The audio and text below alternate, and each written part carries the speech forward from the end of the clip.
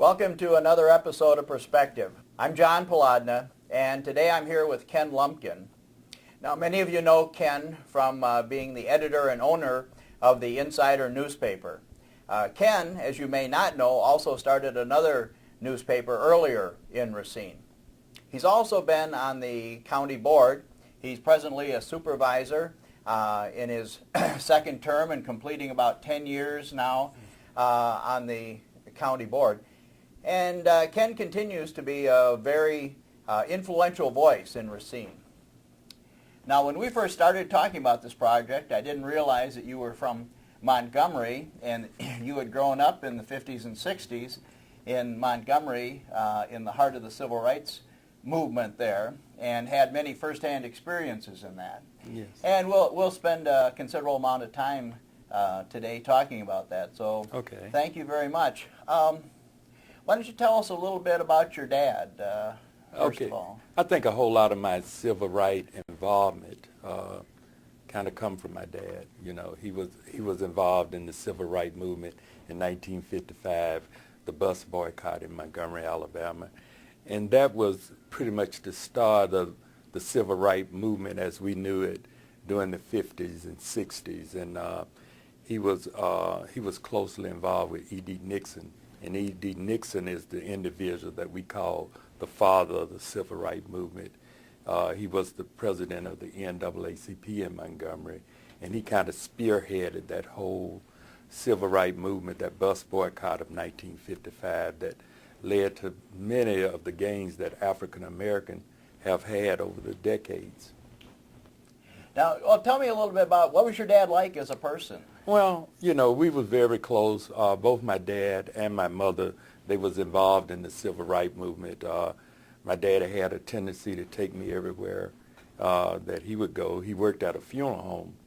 And how he got involved with E.D. Nixon was that at that time they would use the family car from the funeral home that he worked at and as something similar to what we use as a limousine now. And he would drive E.D. Nixon to the different, what we call mass meetings, and the different meetings that was going on to strategize what the civil rights movement would be about, and the bus boycott, how would it be handled. Growing up, I was very curious about the civil rights movement. I would often hide under the dining room table while my mother and father and neighbors would sit down and talk about the different strategies and what happened at the mass meetings that they would have throughout the city, the planning sessions. You know. What things do you remember from those meetings? Well, I think it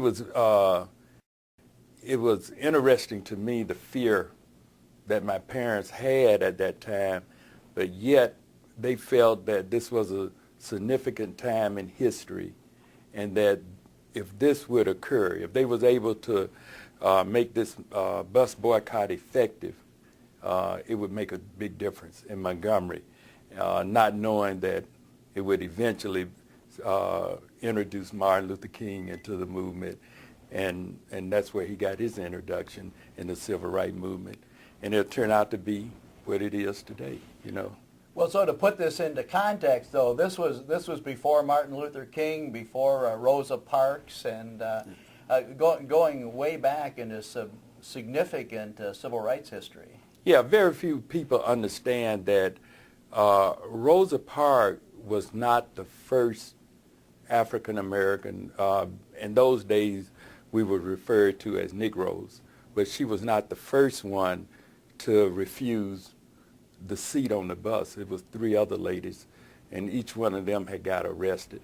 So when Rosa Parks, which was the secretary of the NAACP in Montgomery, that was an actual planned scenario, and she had more of the backing of the local NAACP organization. So it turned out better, you know, because what they was able to do, E.D. Nixon at that time, was pull all the African American churches. I used to hear my parents talk about it's so good to see all the churches coming together to make this happen, you know.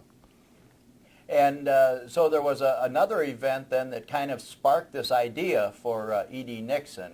He thought with somebody getting arrested on the bus that might be a court challenge. Is that? Yeah, that was also true. If you read your history books, you'll find out that this gave them the opportunity to challenge the whole segregation of the buses that began at the time when I was growing up. We had colored and white fountains that you would drink at, so you couldn't sit in the restaurants. So that kind of, after the bus boycott came the movement for integration, the real movement that we call for integration. Once we was able to sit at the front of the bus, then we felt that at that time, I was quite young, I was about 10 years old. So, but I used to hear of the freedom rides from the north, where white college students would actually come into Montgomery, and they would sit at the counters of some of the segregated eating facilities.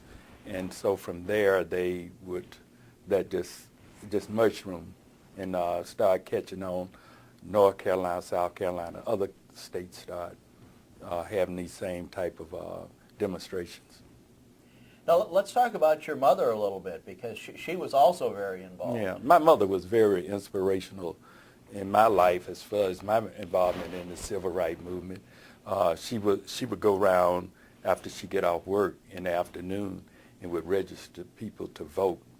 And I think that's one of the things that kind of inspired me now to talk about voting as much as I do. I was in the South. Mm-hmm. You know, they used to have, you would have to take tests, you have to pay a special poll tax. It was all kinds of road barriers put up to try to deter African Americans from voting. So I remember my mother came home one afternoon where she had got beat up. And that inspired me with the sense that if she was willing to go out there to get people to vote and put her life on the line to some degree, you know, that's something I wanted to carry on. Now, about how old were you when she got beaten up? That was about 11 or 12, somewhere in there. Getting old, can't remember the exact. Yeah. Yeah, but I was about 11 or 12. But that must have caused a lot of fear. I mean, to see your mother like that. Yeah, my father, after the incident, my father talked to my mother, told her, you know, you don't, you know, but she continued. And up to the time she passed away, some years later, she was still registering people to vote. And I think that made the greater difference in changes in the South. Mm-hmm. You know, for my time, I stayed in the South from a young boy until I went in the military, and